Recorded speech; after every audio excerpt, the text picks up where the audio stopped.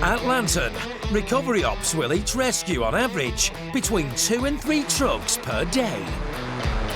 And there's no guarantee that these jobs will fall within their scheduled working time. Mary has been on shift for several hours, but the end isn't in sight.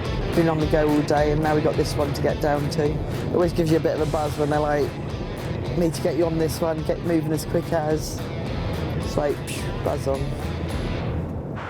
Highways England have reported that a slide bed carrying a van is stranded by junction 22 of the M25. The stricken vehicle has lost its offside wheels and is now precariously perched on the edge of this busy motorway.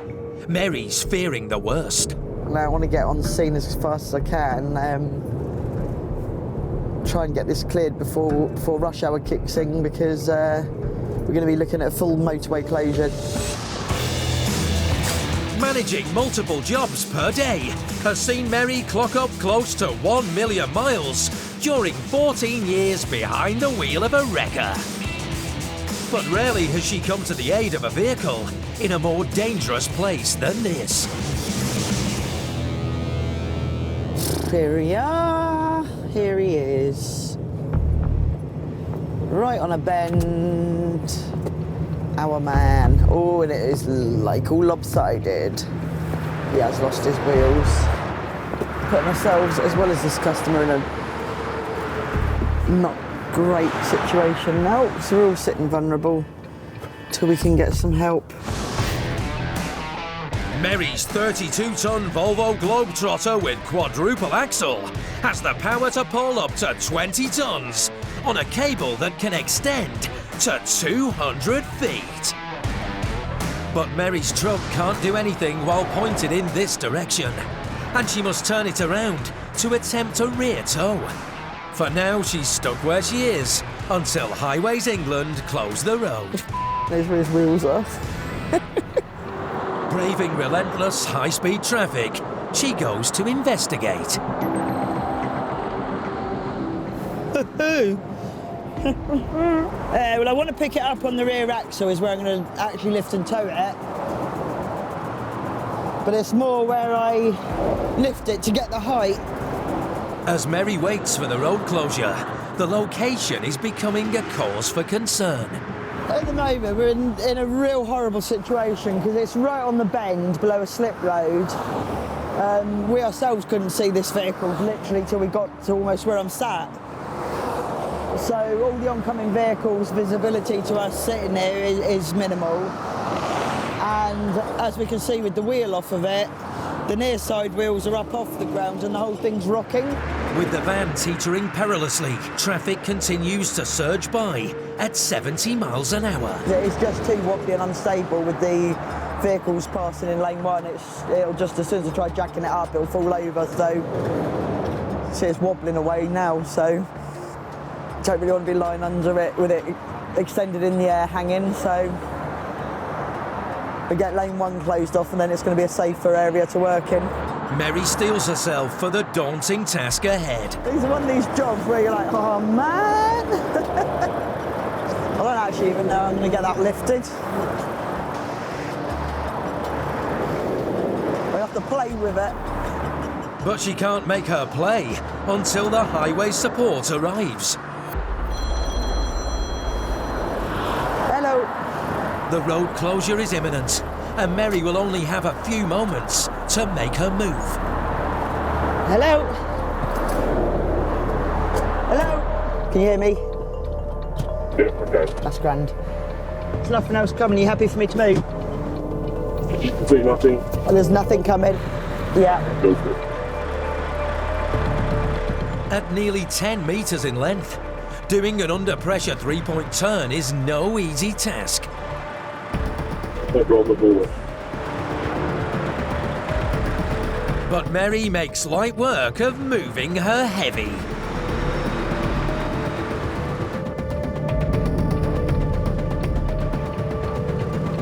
Right, that's lovely. I'm on the hard shoulder, back on the hard shoulder in position if you want to let me go. Delayed drivers now released. Mary must wait to be sure no one is hurtling down the inside lane. I think they've got a lane 1 closure in because they're all moving over. And can only hope that cones and subtle signage will protect her. Mary springs into action, but performing a pre-lift is fraught with difficulty. We're going to try just putting the underlift under the bed and lifting it. It's just whether the bed's strong enough. The bed's at risk of bending from the force of the lift. It's bending, isn't it? Yeah. Yeah, see, Yeah. it's bowing it. Yeah. She's definitely not strong enough there. Mary must come up with a plan B. Just need to get some height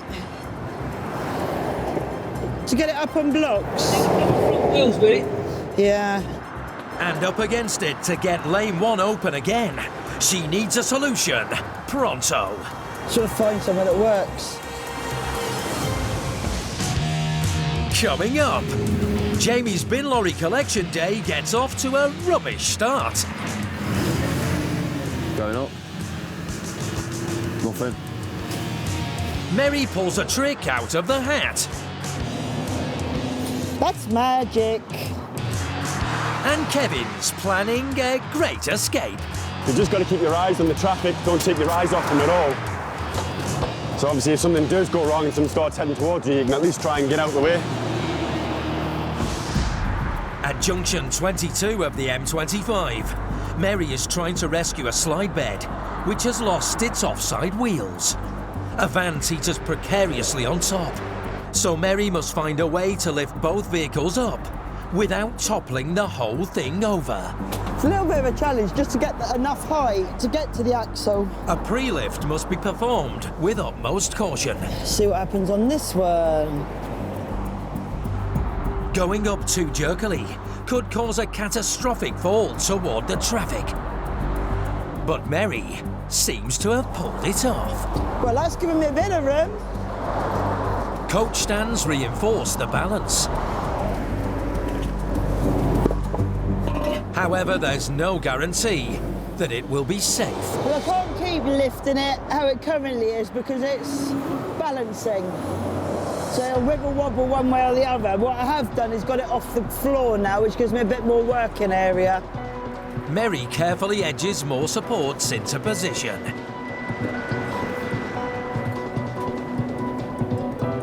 That's magic. That's a good start. We've got the lowest side up high. It's a short-term solution to help Mary try and get out of an intimidating situation. I'm 25 shitting that. I mean, it's busy enough now, and we're not on rush hour yet. It's just after 4 p.m, so to beat the rush hour onslaught, Mary must get her underlift in place, sharpish. I don't think I'm going to get, I don't think I'll get under there with this. I'll try it. Her chances don't look good. I think that side's going to be too low. It is too low, I can see it's too low. Oh, I don't know. Ooh, we could be in luck. There's barely millimetres to spare. Oh, look at that bad boy. Right. Forks positioned on the rear axle, Mary can attempt a clean lift. Just what we want. I'm a happy little bunny now. I didn't think I'd fit under there. She has just enough room to attach her chains. We've actually got it lifted in the air. So, I'm going to chain on. Once I've got it chained on, strap the steering, get a light board on, and then await for the reversal of the whole rigmarole of reclosing the motorway again. But Mary's well aware that they remain in a vulnerable position. Now you're like, it's going through your head, move as quickly as you can. There's still an element of danger all the time I've got it elevated and you've got traffic. One closure's working quite well, but at any time someone can ignore the crosses and swerve in. We've had it happen on many occasions. So you're always mindful of keeping your eyes about you at all times. In order to clear the scene, Highways England will have to shut all 4 lanes. I have to say there's an element of, I wouldn't say excitement, but when they close the motorway for you, you're like, yeah man, I just shut the M25.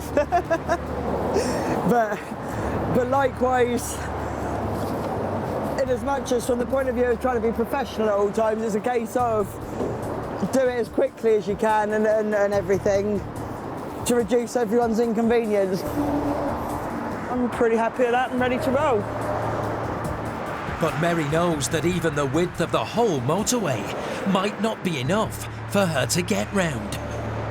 I think our plan's going to be is to go down to the slip road where we move from 4 lanes to 6 lanes to give myself the room to turn.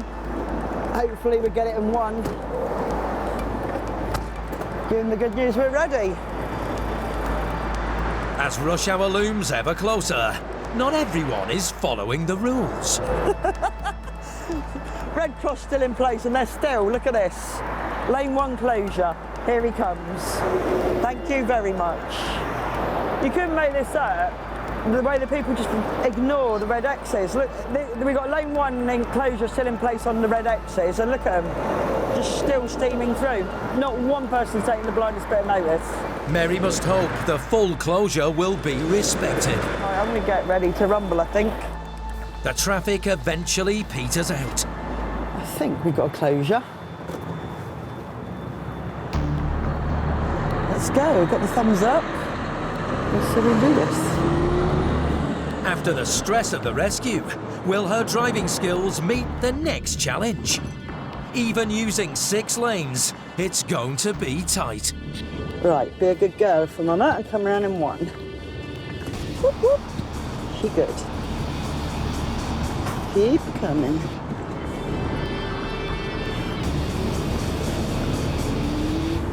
Only just.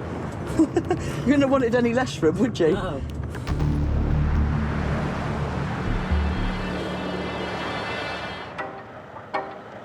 A couple of hours later, Mary has arrived at the drop-off point. Let's reverse the process now. Yeah. Need longer legs. But the vehicle will need to be stabilised. And the old wheels, having been rescued by the Highways team, are repurposed as makeshift supports. All right, let's lower her down and see what happens.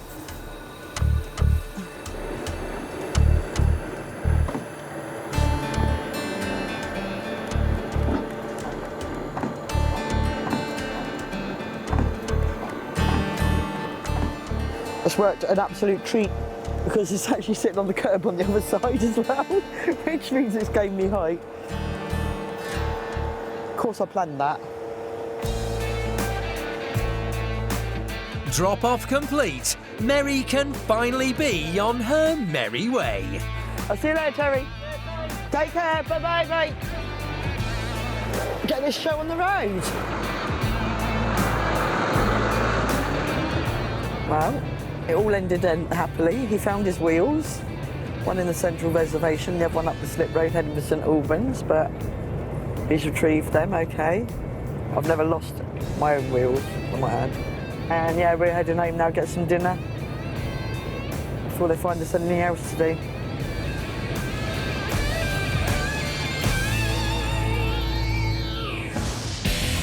Crouch Recovery boast an impressive fleet of over 150 vehicles, equipping the company for just about any rescue. And we'll get someone there as soon as possible. And sometimes tricky jobs come along, which call for a niche bit of kit. Today, Boss Adam has sent Jamie out in one of the more unusual pieces of hardware. Just had a call off Adam, can you go and help a dustbin truck in Leicester stuck on a housing estate and soft grass or some description, and he says go in the tractor and have a play with that. So I'm going to take this out. It's not long been with the company, I don't think, so it's not had its crouch touch, if you want to say, but it will get there. The dustbin lorry Jamie is chugging towards is stranded after a shortcut across the grass quickly went south, leaving it well and truly wedged. The tractor's meaty frame should prevent it suffering the same fate. Hopefully all should be good and man enough to do it. Can't see it not being. Wish me luck. But the longer Jamie takes to arrive, the more the lorry could be sinking in. And he's already feeling out of place. It starts coming up to approaching through this housing estate and things, the alarm bells start ringing, thinking, what the fuck am I doing through here? A tractor. With a decade of experience, Jamie has covered 500,000 miles. But the crawl to the dustbin lorry has been one of the most stressful journeys of all. I found it eventually. It was behind a little park and a big green. It was like a horseshoe shape where he drove round and got stuck. To help with this awkward recovery, Jamie has been sent some backup. And driver Ben is already talking trash. It's an interesting one, this. After the storms last night, I don't know why you would grow on the grass. Let's try this new bit of kit out and see what happens. What it lacks in pace, the tractor more than compensates for in power. With an 11-ton line pull winch capacity, its mammoth tyres and manoeuvrability make it the perfect alternative to a wrecker when a truck's trapped on soft ground. At first glance, it seems the lorry isn't the only thing that's stuck. But it's not every day you see, well, there's either someone underneath there, but his trainer's still underneath it. There's a flip-flop there and all. What they're trying to use, a trainer and a flip-flop, trying to get it out. Different, isn't it? Putting your flip-flop underneath to get traction. When I arrived, I spoke to the driver. I asked him how he did it. He just said there's that many cars parked everywhere, and at that time of the morning they couldn't get round, so he didn't realise how soft the ground was, put his front wheels on, he says, and carried on going. And then when the back wheels it didn't want to go anymore, so it just sunk. It's just a schoolboy error. He won't do it again, I'm guessing. Jamie might think the driver's been a bit rubbish, but can he clean up the mistake? Well, then we'll just pull it from the back, pull it back onto the arch standing, and then you'll get traction, and then drive it, and the front wheel should hopefully follow. Just due to the room at the front of it, we'll run out a winch line to the tractor before it gets away across the grass. So I think the best way is just to put it in the back. Get the back wheels on here, and then hopefully it will steer its way out. Fingers crossed. In order to attach towing apparatus to the back, Jamie needs to raise the rear end. Going up. Nothing. Initial signs aren't good. What? No, we wanted to raise the suspension to get underneath a bit easier to put the chain on, but the garage has disabled it so the drivers can't do it. But we'll figure a way around it. He's going to have to come up with plan B in the blink of an eye, as the ground is like quicksand. We've had a lot of downpour in the last week or two, so as you were standing on it, you could hear it squelching. That's how bad it was. And I think just due to the size and the weight and how long it had been there, it'd been waiting, obviously when they've made the initial call, it's just sunk and sunk and sunk and sunk. Essentially working on a bog, Jamie will have to use any hard ground he can access to his advantage. So we've changed the tactic really, well, new idea, just because of the room at the front and the back, but there's more room for the tractor to go further down the street, pulling it forwards. So we're just going to pull it forwards a bit at a time and then just get it onto the arch standing, and then hopefully they can drive it off. To get close enough to attach his gear, Jamie will have to manoeuvre onto the sodden ground, where the tractor should be in its element. Instead of putting a £400,000 or £500,000 recovery truck into a field and damaging and having to make the phone call to Adam, you've got the ground clearance in a tractor, so it performs well. So I'd hate to think what taking one of our trucks around there would do. Jamie's ride has also been pimped up. It's had this fancy winching and anchor pot at the back. With the tractor all set, can it prove its worth from the get-go? Ready, mate? The first pull is attempted. But something clearly isn't right. I started doing my first initial pull, And looking at it, thinking, is it coming out next thing? I've looked to the other way and the tractor's coming towards me. Jamie must bin his latest tactic We'll have to put a snatch block in it. and hope it's third time lucky. Coming up, Kevin curses a lack of support. That's how he's left it. Oh well, how he's England have actually left of it, see? That's unusual. And Jamie cleans up his own mess. Could even pat that down like we're on a golf course. In Leicester, Jamie's having a troublesome time on his first rescue with the tractor. It's new to the company, so I was quite lucky and privileged to go out for it, probably for one of the few jobs it's done. He's trying to pull a sunken dustbin lorry with rear wheels that have been swallowed by the mud. New cables are always slippy, aren't they? Covered in grease. His next move is to add a snatch block to the equation. Just going to put a snatch block in it to double the pull. It's a bit more stuck than we thought. But Jamie can only double his pulling power if Ben can overcome the stiff mechanism. Just because it's new, innit?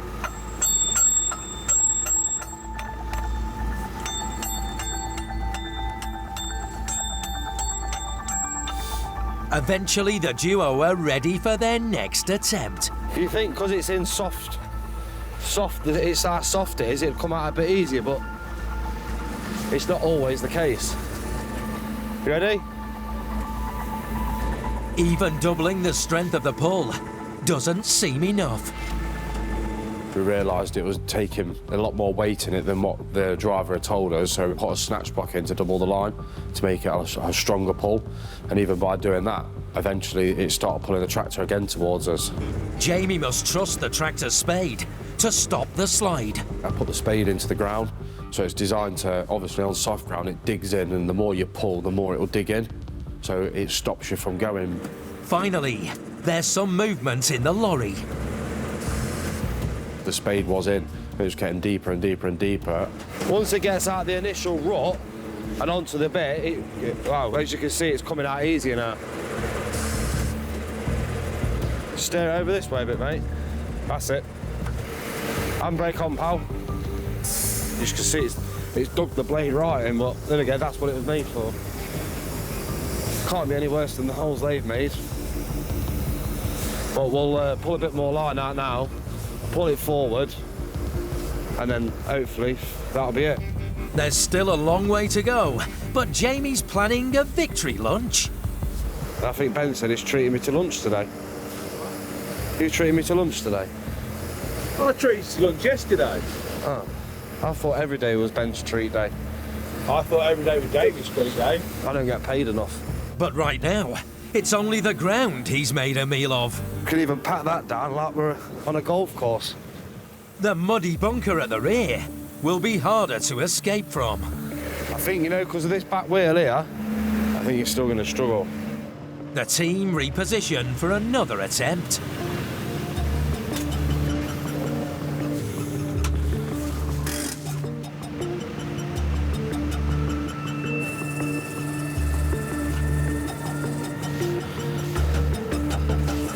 You ready, Ben?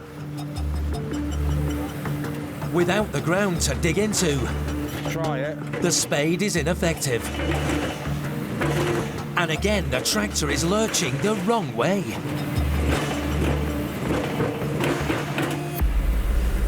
Jamie acts fast to tip the balance back in his favour. It put my foot on the brake and then carried on winching, and that extra bit of me braking the tractor to stop it coming. The extra resistance seems to be working. But the quagmire won't fully relinquish its grasp. Will it drive? See if it'll pull.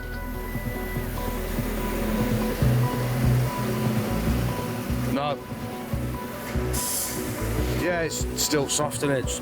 Hopefully I'll go a bit further forward now, and then that'll be the last pull, fingers crossed. Jamie must reposition once again. But Ben remains confident. Going better than what I thought it would. Although the new position has produced a fresh hazard. Just have to stay away from that tree a bit as well, Ben. There we go.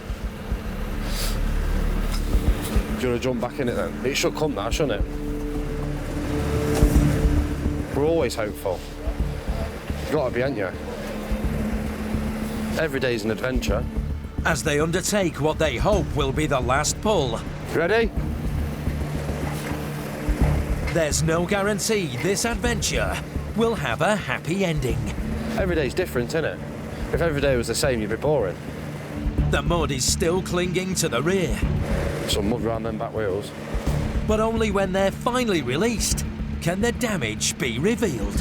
You would think the destruction is caused to that grass, would you? Fill it up and you'll have an outside swimming pool. The tractor's been thrown in at the deep end, but as the front wheels reach solid ground, it's a lifesaver for the refuse collector. Steer into it this way, mate. Let it come all the way, Ben. It's less work putting it back in.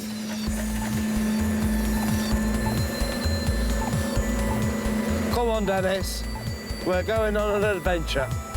The job's been a menace, but the end is in sight. That'll do, mate. Brilliant. Dennis is out. Ben's happy. I'm happy. When it was off the grass, back onto the road, and it'd move on its own steam, it was just a big relief that job's done. However, not everything's perfect. Tabs are cold. I knew I should have got my hair cut yesterday on Monday. What? I knew I should have got my hair cut. Hopefully I'll, now I've been out in the wind, I'll be able to get a woolly hat. The tractor has capped off a strong performance. Well, obviously first time I've used it, and no, all it's good. It's good, it was brilliant. It performed well, it did what we needed it to do. It was ideal because it was small and no one had to move cars, none of the neighbours got disturbed, put it back onto the road, they were happy, drove off and I had a slow drive back to Melton. Crouch Recovery operate 365 days a year. And far from making hay while the sun shines, when the weather turns, adverse conditions can increase their workload. Something Kevin knows all too well. Well, as you can tell by the weather, the winter's finally hit. We're starting to get some of the white stuff, which is delightful for us at this time of year. Once I got the first job, I've just carried on rolling, and it sounds like it's going to be a pretty busy rest of the day. I do prefer it when it's busy because obviously your time goes quicker. And he's seen the world of recovery from all sides. I've worked for Crouch coming up to, I think it is about for 9 years, but I didn't always do recovery. I started off in the office as night shift control. I've been doing recovery side, I think it's about 3.5 years. And I've never looked back. Former driving instructor Kevin is used to seeing motoring errors. And now he's helping put them right, having saved over 2,000 vehicles. But his tally is about to rise imminently. Yeah, we've received a job from Control to go and recover a Range Rover Evoque from Kettering back into Broughton Astley. Job description tells me that the vehicle's got offside damage, scratched wing mirrors missing. So it sounds like it's obviously being hit along the offside of the vehicle. We're about a minute from scene, so let's see if we can find out where we've got to be. The vehicle in question is in a car park of a retail complex, having been driven there after scraping up against a petrol tanker. Though the damage isn't severe, its current location may be the trickiest part of the recovery. And that's going to have a height restriction on it, innit? Yeah. At the last moment, Kevin has to abort his approach. So I'm clearly not going to get in there. Equipped with a 40-metre winch cable and a lift capacity of 8 tonnes, Kevin's truck can make light work of lift and shifts in the right spot. But at over 3 metres high, there's no way into the car park, so Kevin must find a safe place to stop. Let's go and have a look, see what we're up against.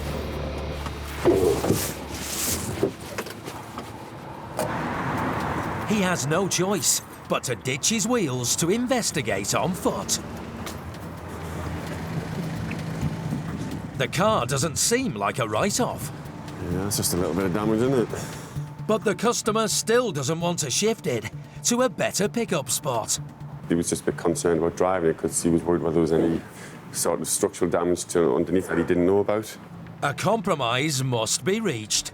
Car parks, they don't want heavy goods vehicles coming into them, so they put the height restriction barriers on them. So obviously for the likes of us, where we need to come in and recover vehicles like this, it can be a bit of a pain in the backside. So thankfully this is one of the ones that they can open, which they seem to have just done now, so we'll go and bring the truck in. Having already wasted time waiting for access, Kevin's keen to get in and out of the retail park swiftly.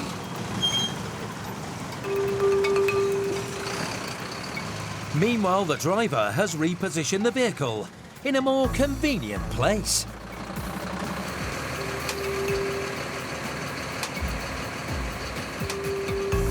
We're just going to obviously attach the car so that we can then pull the vehicle up onto the recovery truck. Kevin utilises the remote control winch for a smooth loading. We winch the vehicles onto the recovery trucks more so for a safety reason, so that obviously you're not standing on the back of the actual bed of the truck. I don't know, I mean, as daft as it sounds, you can actually, if you come off there, you can cause an injury to yourself, which obviously you've got to try and avoid. And he's still not convinced about the extent of the damage. It's not that bad. I've seen worse. I've seen worse.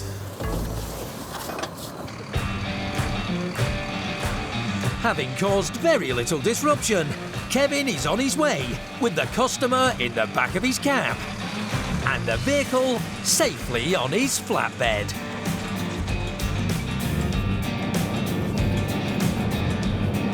Pretty much all in all, it was pretty straightforward. Nice job. However, with the wintry weather causing incidents all over the Midlands and coals flooding into control, so you're excited to leave now kind of job? Kevin's required urgently on another job. This recovery turned into a completely different story of events. Okay, so we're en route back now to recover that vehicle back to where it was going into Broughton Astley, but we've just had the office ring us up with an emergency job that's on the M6. Fortunately, Kevin's truck is used to a bit of double trouble. This vehicle is actually equipped with a top deck, so that then enables us to raise one deck and enable me to get the other vehicle underneath so that it can actually carry both vehicles at the same time. Though the circumstances are unusual. Normally when we've got a customer on board, we would go straight to the destination, but obviously we need to move this one off the motorway quite quickly, and the customer we've spoken to, he's quite happy for us to carry out the second job. The second vehicle is stranded on the M6, sitting vulnerably as traffic hurtles close by.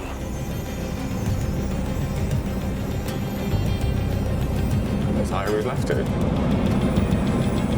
Oh well, Highways England have actually left the scene. That's unusual. I don't know why they've done that. On arrival, Kevin tries to get some clarification.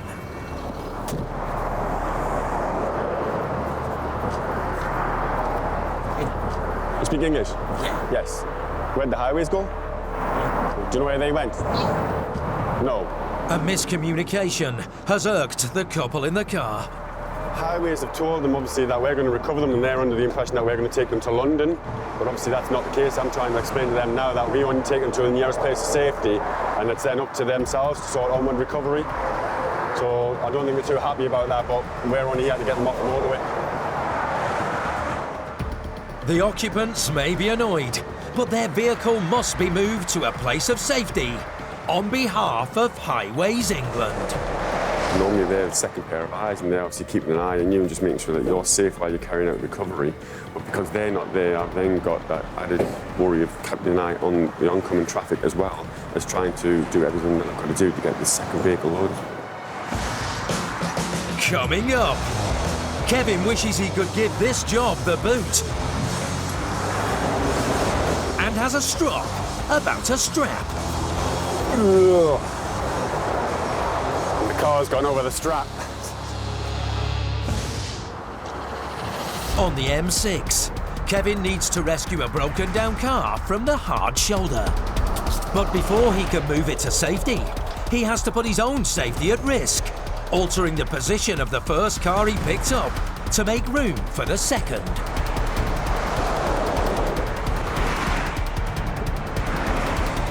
don't like that side at all. You just got to keep your eyes on the traffic, don't take your eyes off them at all. So obviously if something does go wrong and someone starts heading towards you, you can at least try and get out of the way. His vehicle's strapped on both sides, and we normally don't like going on the offsides to do anything on the motorway. But with this situation, because they've got to raise the top deck and get his vehicle underneath onto the bottom deck, I've had to go onto the offside. Having released the straps, Kevin needs to edge the car forwards to alter the alignment of the decks. But this shift has created a new problem.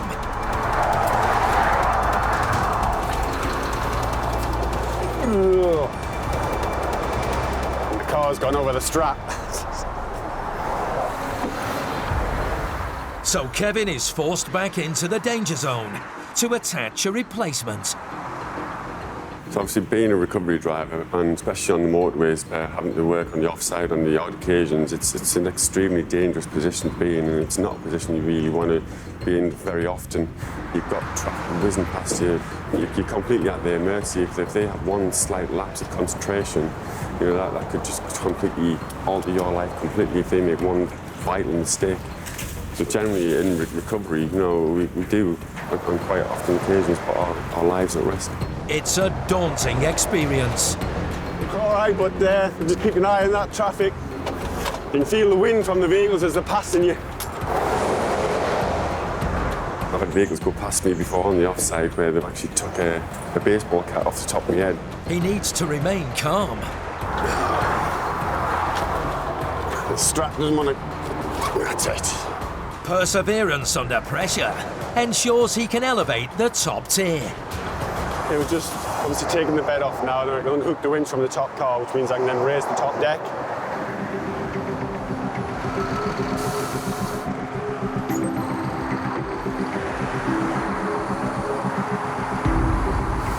So once the top deck's raised, we can then pull the other car underneath. The deck may be car height, but it's certainly not Kevin height.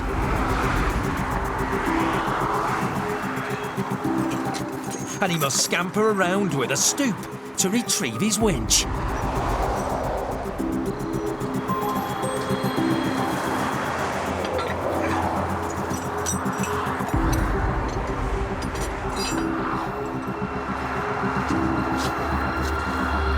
The next challenge is a linguistic one.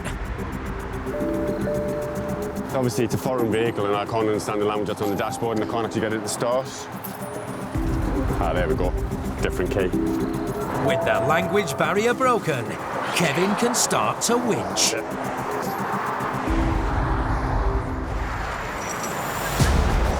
But he hasn't quite mastered the controls.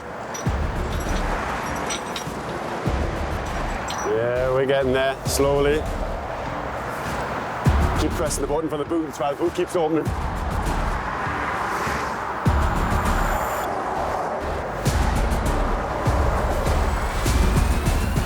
Finally, the vehicle is on the bed.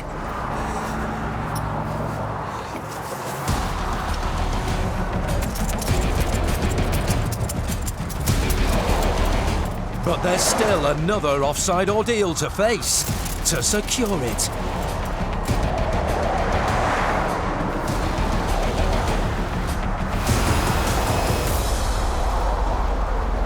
Yeah, these is the lock pins. So what happens is you put these two pins on both sides and then you lower the top deck and it just stops the top deck from actually being able to come any further than that.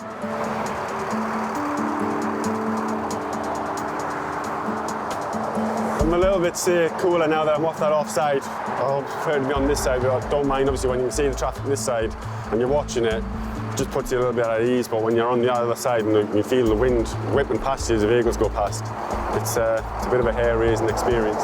Kevin has kept his head and just needs to focus on the onward journey. What we do now, we're obliged to take these two people to a place of safety.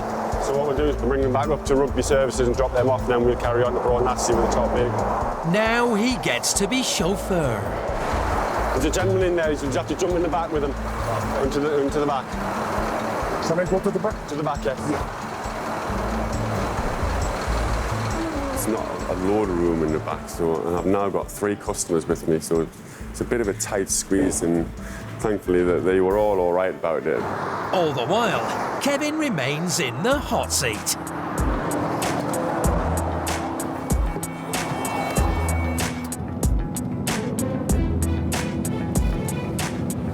That was a little out of the ordinary, that was. Yes. So what started off as just a normal lift and shift turned into a little bit of a more dramatic recovery, recovering 2 vehicles instead of just the one. But that's what this job's all about. Everything can change in a split second and you just got to be prepared to deal with that. That's what I love about the job. It can be so varied and you never know what you're going to get or where you're going to be going to. After a successful drop-off at Rugby Services, Kevin makes good time on the journey to his original destination. Just let me know where we need to be, mate. We have arrived. Finally, the first vehicle can be freed from the flatbed.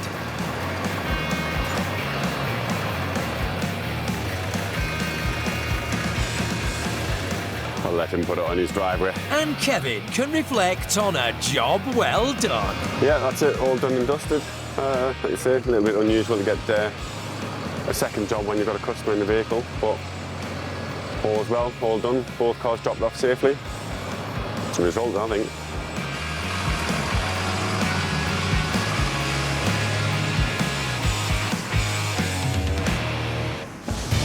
Next time, I can smell something burning now.